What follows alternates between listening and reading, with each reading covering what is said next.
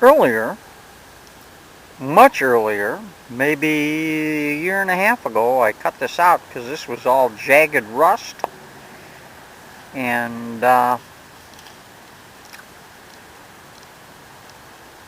had to because I kept on snagging my clothes on it. So what I did, I took this piece here, you can see where I cut that out.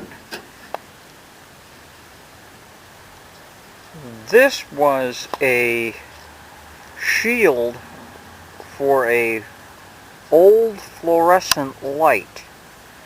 So I cut it out with my Harbor Freight nibbler, the wheel well portion, and then I took and I fashioned this. I didn't have any body hammers or anything. I used a ball peen hammer, and I fashioned it as well as I could, and I'm going to see if I can correct this. No guarantees. And what I'm going to do is I set up an inexpensive laser there, and where that is there, I'm going to take and mark it. I'm going to mark this where it's at here first on the sheet metal here. That way I can pull this off and mark it. And I'm going to mark, so I only have about 1.5 inches up to weld to, so I don't have a lot of excess metal that I don't need or don't want. And I'm going to see if I can get that where it looks reasonably well. It ain't going to be perfect. I don't expect this rotted piece of crap to be perfect, but it'll look a little better. Well, back to where I was. Anyhow, I'm going to take and I'm going to mark where I cut on the wheel well all the way around here, and then I'm going to go about 1.5 inches or so, and I'm going to cut that out, and I need to fashion a flange on this here so it matches the contour of this, so this fits reasonably flush with this. And then I'll probably end up sandblasting it and priming it. And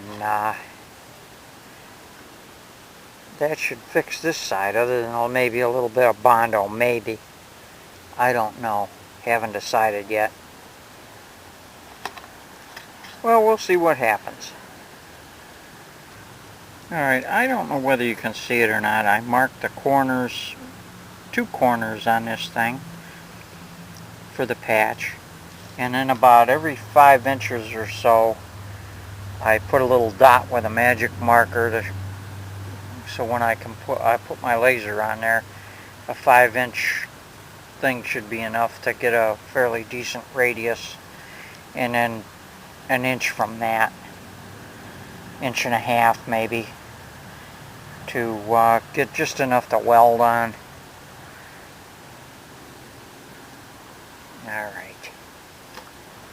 Alright, I don't know whether you can see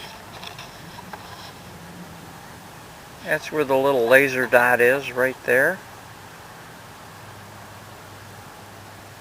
You can see the little magic marker line. It's close enough. And then here's the patch.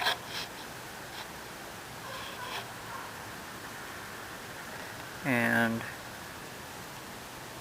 where the hell is it here? Damn it.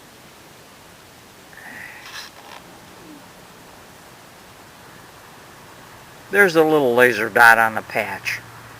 And you connect your dots all the way around. And then you go 1.5 inches out from that or so. And that should be enough for this patch. Because I don't need anything elaborate on this thing. It's all rotted out, and I'm just trying to make it look a little better. Maybe squeeze another year out of it, hopefully. Okay, you can see the piece. I cut the square edges off of it, made it less metal. There's about 1.5 inches around. And what I'm going to do now is I'm going to take my handy dandy spray adhesive,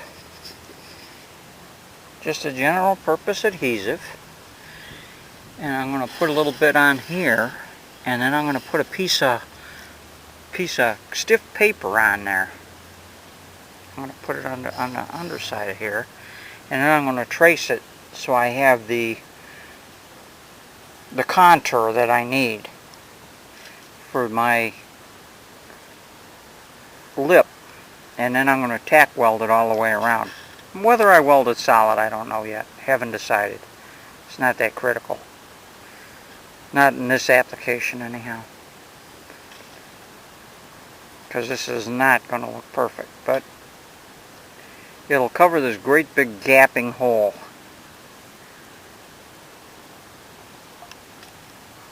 This is the stiff paper that I'm using.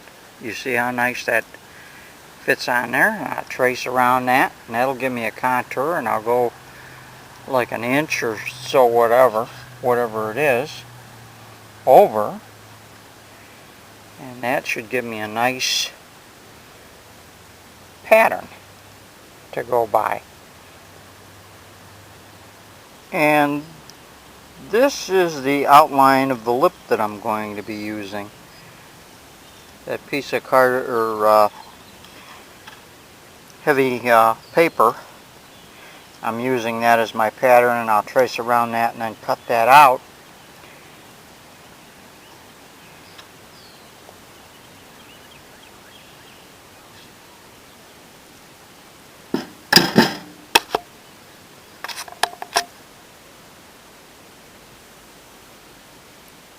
Here you can see I tacked the flange on here to give it some rigidity.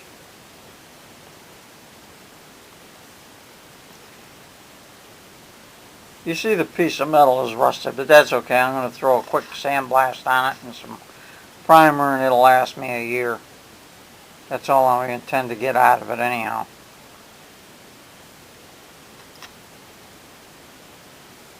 Alright, what I did, let me take off the macro here. What I did is I sandblasted this because it was all rusted, as I showed you in the other video. Damn lens cap. And I took this silver paint that I had here. That's silver. And the back side, after I got done priming it, sandblasting it, I primed it with that silver paint. Because like I said, this is just temporary anyhow to get me through until I can get something else to drive. And this will work. This was an old diffuser for a fluorescent light at one time. I'm recycling it into the old Ford F-150. Alright, here's the, it's got the red on there, the red primer. It's rust primer.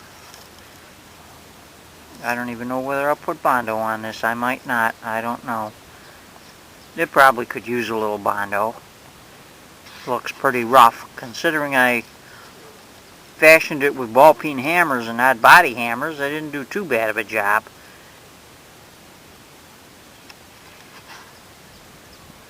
Should have fashioned it with body hammers, but I used what you got. And it didn't cost me anything, so.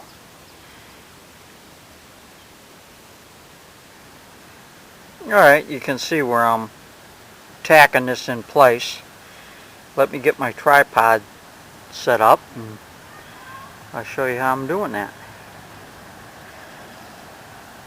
It's not pretty, but the metal on the patch is a lot thicker than what's on the body because the backside is kind of rotted, so it has a tendency to burn through a little bit.